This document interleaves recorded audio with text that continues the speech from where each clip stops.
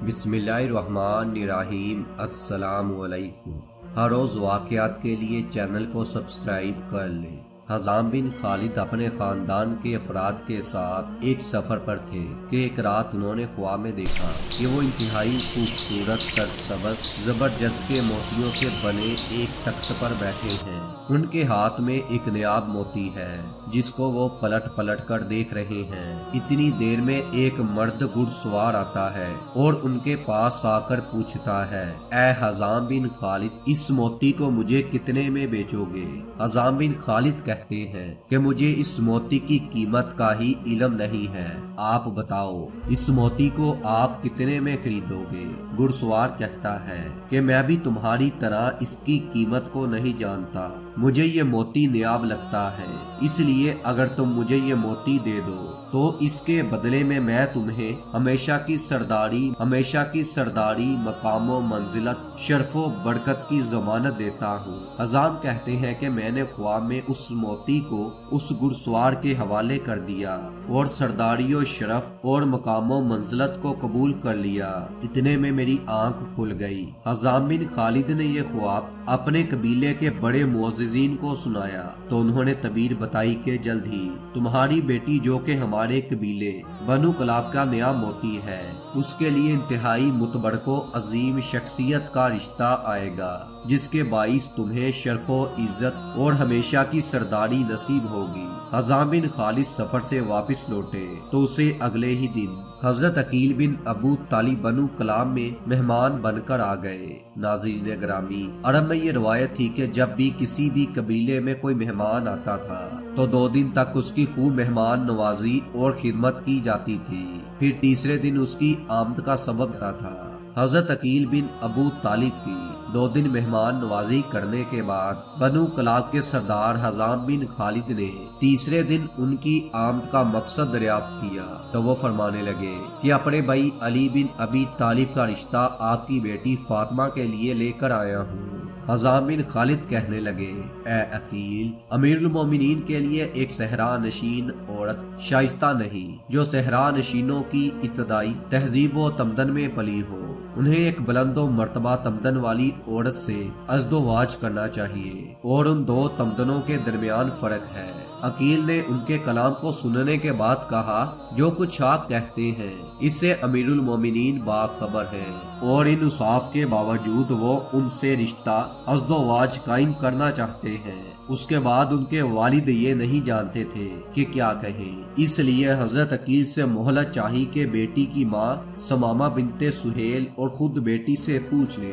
और जनाब अकील से मुखातिब होकर कहा, मैं अपनी बीवी और बेटी से इस बात का मशवरा कर लूँ। जब वो अपनी बीवी और बेटी के पास गए तो देखा कि उनकी बीवी बेटी के बालों में कंघी कर रही थी। हज़ाम बिन खालिद कमरे में दाखिल हुए और उनसे हजरत अली को कबूल करने के बारे में सवाल किया और कहा, क्या तुम हमारी बेटी को अमीरुल मोमिनीन की शरीके हयात बनने के लायक जानती हो? जान लो कि उनका घर मरकज़ो इल्मो हिकमत और अदाब का घर है। अगर अपनी बेटी को उस घर की खादमा बनने के लायक जानती हो तो हम इस रिश्ते को कबूल कर लेंगे और अगर इसके लायक नहीं जानती हो तो इनकार कर देंगे। नाज़रीन ग्रामी, हजरत अकील इल्म इंसाफ के माहिर थे, इसलिए हजरत फातिमा ज़हरा रदियल्लाहु ताला अन्हा के बाद जब हजरत अली शेर खुदा ने महसूस किया कि बच्चों की देखभाल और गर्दारी के अमूर के लिए एक की जरूरत है तो आपने अपने माहिर इंसाफ भाई हजरत अकील को फरमाया,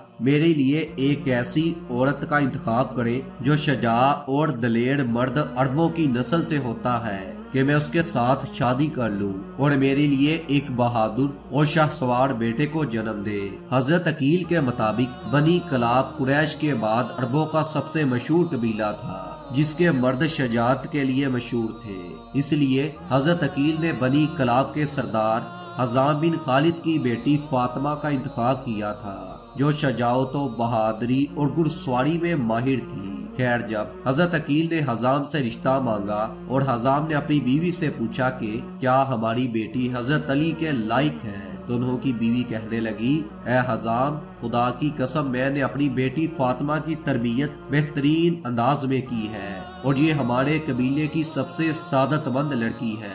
بس آپ اسے علی بن ابی طالب کے نکاح میں دے دیجئے۔ سنت رسول صلی اللہ علیہ وآلہ وسلم کے مطابق نکاح پڑھایا گیا۔ بعض مورخین نے اس نکاح کی تاریخ 23 ہجری لکھی ہے۔ نکاح کے فوراً بعد جب حضرت علی فاطمہ بنت حزام کو لے کر گھر آئے تو فاطمہ بنت حزام جو شرافت کا مجسمہ تھی کہنے لگی کہ میں اس وقت تک گھر میں داخل نہ ہوں گی جب تک مجھے حضرت فاطمہ زہرا کی بڑی بیٹی اجازت نہ دے دے گی۔ حضرت حسنین کریمین کو ماں کی یاد ستانے لگی تو ان کی آنکھیں آنسوؤں سے چھلک پڑی۔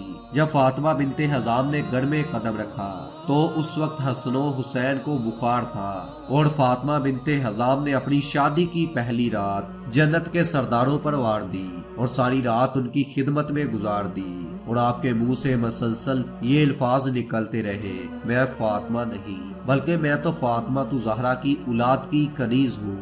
حضرت علی بھی فاطمہ بنت حزام کو آواز دیتے تھے تو حضرت امام حسن اور حسین کی آنکھیں اپنی والدہ کو یاد کر کے غمگین ہو جاتی تھی۔ اس لیے فاطمہ بنت حزام کہنے لگی کہ آپ مجھے کنیز فاطمہ کہہ کر پکارا کریں تاکہ بچوں کو اپنی والدہ کی یاد نہ ستائے۔ اللہ پاک نے حضرت علی شیر خدا رضی اللہ تعالیٰ عنہ اور فاطمہ بنت حزام کے بطن سے 4 اولادیں پیدا کی جن کے نام حضرت عباس رضی اللہ تعالیٰ عنہ، حضرت عبداللہ رضی اللہ تعالیٰ عنہ، حضرت جعفر رضی اللہ تعالیٰ عنہ اور حضرت عثمان رضی اللہ تعالیٰ عنہ تھے۔ حضرت فاطمہ بنت حزام رضی اللہ تعالیٰ عنہ نے اپنے یہ 4 بیٹے حضرت امام حسین پر کربلا میں وار دیے اور تمام نے شہادت کا رتبہ پایا۔ آپ نے حضرت امام علی کی شہادت کے بعد جوان ہونے کے باوجود دوسری شادی نہ کی، 20 سال سے زیادہ کی طولانی مدت تک زندہ رہی۔